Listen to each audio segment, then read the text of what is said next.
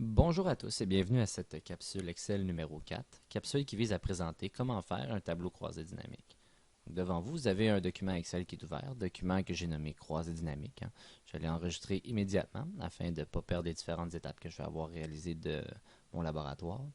Et à l'intérieur, vous voyez que j'ai mis une colonne où il est marqué Q11, niveau intérêt MQ. Donc j'ai mis une variable qualitative ordinale, donc pour avoir aussi les pourcentages cumulés, que j'ai obtenu du sondage réalisé à l'automne 2014 à Édouard-Montpetit avec les étudiants de méthode quantitative.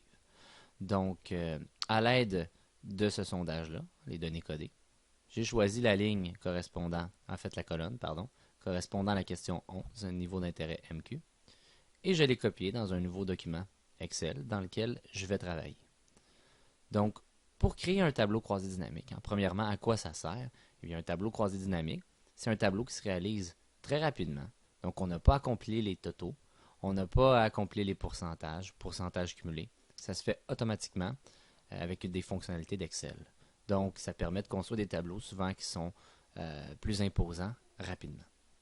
Donc, je sélectionne ma ligne au complet qui contient toutes les données que je vais insérer dans un tableau croisé dynamique. On va dans l'onglet en haut Insertion, complètement à gauche, Tableau croisé dynamique. On sélectionne. On a dans nos choix Plage.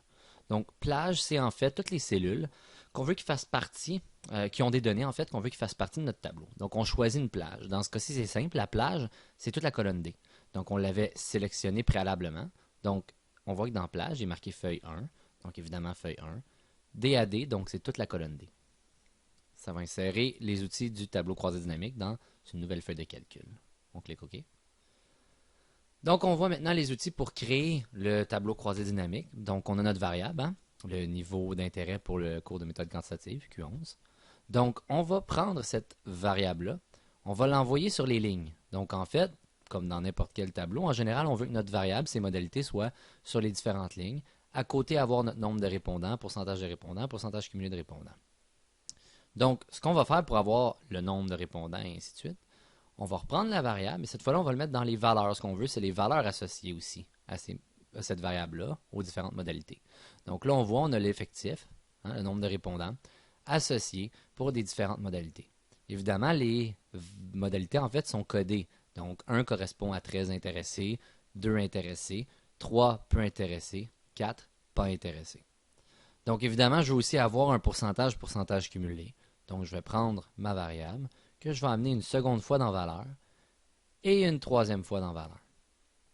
Évidemment, ça me donne un effectif pour la deuxième colonne de valeur et la troisième colonne de valeur. J'ai pas envie d'avoir ça, évidemment, je veux un pourcentage et un pourcentage cumulé. Donc, ce que je vais faire pour corriger la situation, je vais sélectionner le deuxième choix que j'ai rentré dans valeur. Je vais aller dans paramètres de champ. Paramètres de champ me permet de modifier certaines choses. Des fois, il y a une erreur automatique qui est faite. C'est somme qui est sélectionné. Si somme est sélectionné, vous allez voir que le nombre qui est ici ne sera pas le nombre d'éléments envers lesquels vous avez fait le sondage. Donc, nous, on a demandé à 172 répondants, mais il serait marqué, par exemple, 1200, ou peu importe. Ça fait une somme, en fait, des nombres ajoutés. C'est pas ce qu'on veut faire. Donc, il faut s'assurer que nombre soit bien sélectionné. Ensuite, dans Afficher les valeurs, on a la possibilité de faire certains calculs automatiques. Entre autres, pourcentage du total général. Donc ça va me donner le pourcentage associé aux différents effectifs pour chacune des modalités. On veut aussi le pourcentage cumulé. Donc on va aller sur notre dernière valeur, dernière variable entrée dans valeur. On la sélectionne. Paramètres de champ. Afficher les valeurs. On va aller choisir pourcentage cumulé dans. Donc pourcentage cumulé dans. On sélectionne et on voit que ça nous donne le pourcentage cumulé. On a une ligne vide ici qui n'a pas d'éléments.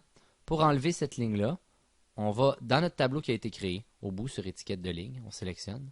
On a la possibilité d'enlever les lignes de trop. Et voilà, vide, on l'enlève. Donc notre tableau est prêt à être mis en forme. La seule étape qui reste pour pouvoir le mettre en forme, on ne peut pas travailler avec un tableau qui est en format croisé dynamique. On le sélectionne au complet. On fait copier, bouton droit de la souris, copier. Et sans nécessairement aller le copier ailleurs, on va tout simplement dans l'accueil, collage, et on va faire un collage spécial ici. Et on va choisir valeur et format des nombres. Ça va enlever les paramètres du tableau croisé dynamique. Donc on voit, c'est rendu seulement des nombres et des termes insérés dans des cellules. Donc on peut le remanier comme on veut.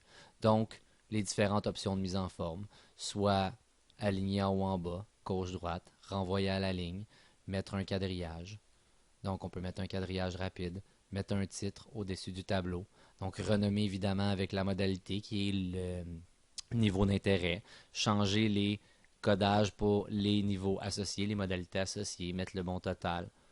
Et après, on a terminé de mettre en forme notre tableau croisé dynamique. Donc ceci conclut la capsule numéro 4 sur comment réaliser un tableau croisé dynamique.